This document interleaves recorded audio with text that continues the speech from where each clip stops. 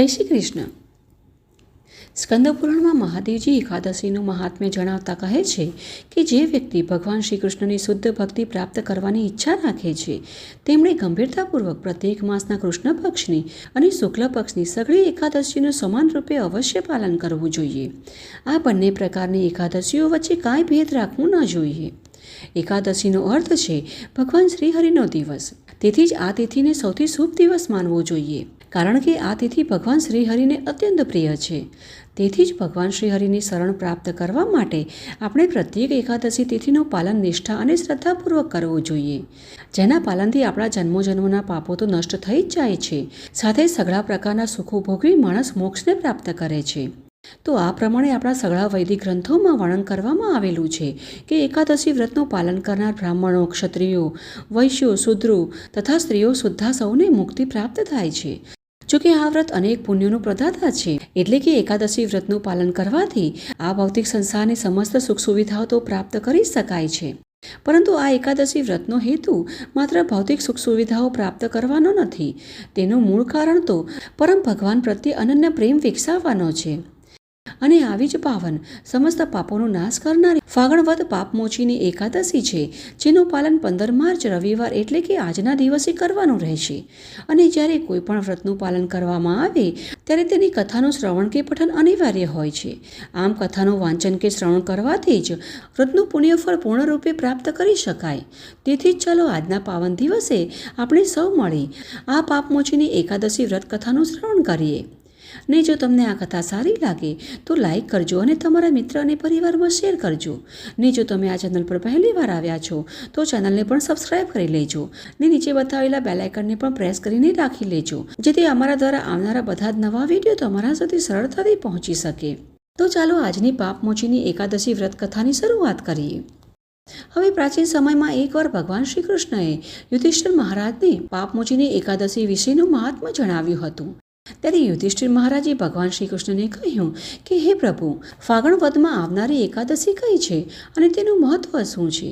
ત્યારે ભગવાન શ્રી કૃષ્ણએ મંદ સ્મિત સાથે યુધિષ્ઠિર મહારાજને જવાબ આપ્યો કે હે રાજન, આવો જ પ્રશ્ન લોમસ મુનિના આશ્રમે આવેલા માંધાતાએ કર્યો હતો।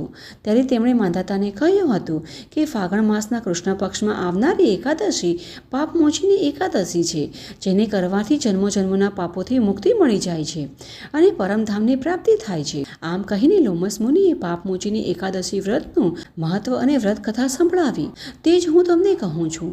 આમ કહીને ભગવાન શ્રી કૃષ્ણએ યુધિષ્ઠિર મહારાજને પાપમોચીની એકાદશી વ્રત કથા સંભળાવવાનું શરૂ કર્યું। ભગવાન શ્રી કૃષ્ણ કહે છે કે અનેક વર્ષો પહેલા દેવતાઓના કોષાધ્યક્ષ કુબેરજી પાસે ખૂબ જ સુંદર અને આકર્ષક ઉપવન હતું। આ ઉપવનનું નામ ચૈત્યરથ હતું અને એમાં હંમેશા શીતળ પવન વહેતો હતો। રંગબેરંગી ફૂલોથી ઉપવન હંમેશા મહેકતું રહેતું હતું। બધી જ હરિયાળી છવાયેલી રહેતી હતી। આ પ્રમાણે ઉપવન હંમેશા લીલુંછમ રહેતું હતું અને રંગબેરંગી જાત જાતના પુષ્પોથી સુસજ્જિત રહેતું। ચૈત્યરથ ઉપવનમાં જાણે હંમેશા વસંત ઋતુ જ છવાયેલી રહેતી હતી અને આ ઉપવનમાં બધા દેવી દેવતાઓ ભ્રમણ કરવા માટે આવતા રહેતા હતા, તેમજ અપ્સરાઓ ત્યાં વીણા, સંગીત, નૃત્ય વગેરે ક્રીડાઓ કરી ઉપવનમાં સમય વ્યતીત કરતી હતી। હવે એક સમયે આ સુંદર ઉપવનમાં ભગવાન ભોળાનાથના ભક્ત મેધાવી મુનિ તપસ્યા કરી રહ્યા હતા। હવે તેમની કઠોર તપસ્યા જોઈને ઇન્દ્રદેવનું મન વ્યતીત થવા લાગ્યું, તેથી તેમણે તેમની તપસ્યા ભંગ કરવા માટે અનેક અપ્સરાઓને તેમની પાસે મોકલી। હવે આમ તેમની તપસ્યા ભંગ કરવા અનેક અપ્સરાઓએ જાત જાતના પ્રયાસો કર્યા, પરંતુ તેમના બધા જ પ્રયાસો નિષ્ફળ રહ્યા। અને આ અપ્સરાઓમાં એક મંજુઘોષા નામની અપ્સરા હતી, જેમણે તપસ્યામાં લીન મેધાવી ઋષિને જોયા અને તેણે પણ મુનિની તપસ્યા ભંગ કરવાના ઘણા પ્રયાસો કર્યા। જ્યાં મેધાવી મુનિ તપસ્યા કરી રહ્યા હતા તેનાથી થોડી દૂર મંજુઘોષાએ પોતાની કુટીર બાંધી અને દરરોજ તે મેધાવી મુનિને આકર્ષિત કરવા માટે વીણા વગાડવા લાગી અને નૃત્ય કરતી।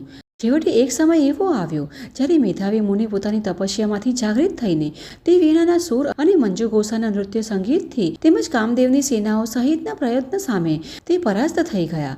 આમ મેધાવી મુનિ તે મંજુઘોષા નામની અપ્સરાથી એટલા આકર્ષિત થઈ ગયા કે તેમણે પોતાની તપસ્યા, ભક્તિ કશું યાદ ન રહ્યું અને ભાન ભૂલીને અપ્સરા સાથે વનમાં સમય પસાર કરવા લાગ્યા।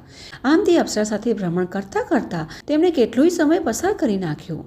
પોતાની બધી સૂધ બુદ્ધ ભૂલીને તે માત્ર મંજુઘોષા સાથે સમય વ્યતીત કરવા લાગ્યા અને તેમને કશું જ ભાન ન રહ્યું। મુનિજનોને લાયક સદાચારનો લોભ કરી મંજુઘોષા સાથે રમણ કરતા ઘણા દિવસો થઈ ગયા. આથી હવે મંજુઘોષાએ મુનિવરને પ્રાર્થના કરી કે હે મુનિવર, મને પાછા મારા દેશ જવા માટે આજ્ઞા આપો. ત્યારે મુનિવરે કહ્યું કે દેવી, જ્યાં સુધી સવારની સંધ્યા ના ખેલે ત્યાં સુધી તો મારી સાથે રોકાઈ જાઓ.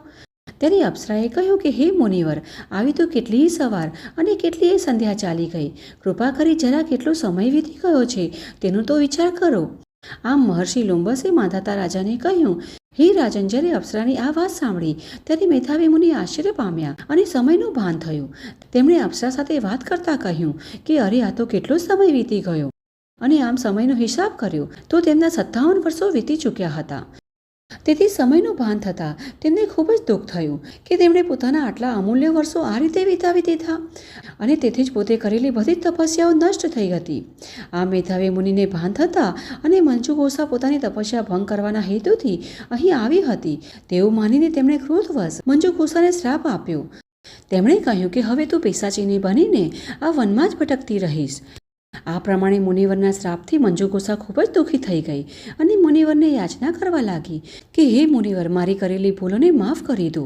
મારાથી જાણે અજાણે જે કંઈ પાપ થયું છે તે હું સ્વીકાર કરું છું, પરંતુ મેં તો તમારી સાથે 2-5 વર્ષ નહીં પરંતુ પૂરા 57 વર્ષો વિતાવ્યા છે, તેથી મારા પર દયા કરો. આ સાંભળી મુનિવર બોલ્યા કે અરે, તે તો મારા જીવનના અમૂલ્ય વર્ષો બગાડ્યા છે, તપસ્યા ભંગ કરી છે, મારા કરેલા બધા જ પુણ્ય ફળો તે નષ્ટ કરી દીધા છે. આમ બોલ્યા પછી તેમણે થોડો વિચાર કર્યો. ત્યાર પછી મુનિવર બોલ્યા કે જો તારે આ શ્રાપમાંથી મુક્તિ મેળવવી હોય તો આનો એક જ ઉપાય છે કે ફાગણ કૃષ્ણ પક્ષમાં આવનારી પાપમોચીની એકાદશી વ્રતનું પાલન કર. જો તેનું શ્રદ્ધાપૂર્વક તું પાલન કરીશ તો તું સમસ્ત પાપોમાંથી મુક્તિ મેળવી શકીશ અને પિશાચી યોનિમાંથી મુક્ત થઈને ફરી તું અપ્સરા થઈને સ્વર્ગલોકમાં પાછું સુખ ભોગવીશ. આટલું કહીને મેધાવી મુનિ પોતાના પિતા ચ્યવન ઋષિના આશ્રમે ગયા અને તેમને પોતાની કથની કહી સંભળાવી. ત્યારે તેમણે કહ્યું કે અરે, આ તે શું કરી નાખ્યું? તારા આટલા વર્ષોની તપસ્યા નાશ કરી અને એક અપ્સરા પાછળ તારા સુવર્ણ સમય બગાડી નાખ્યો. ત્યારે મેધાવી મુનિને પસ્તાવો થયો.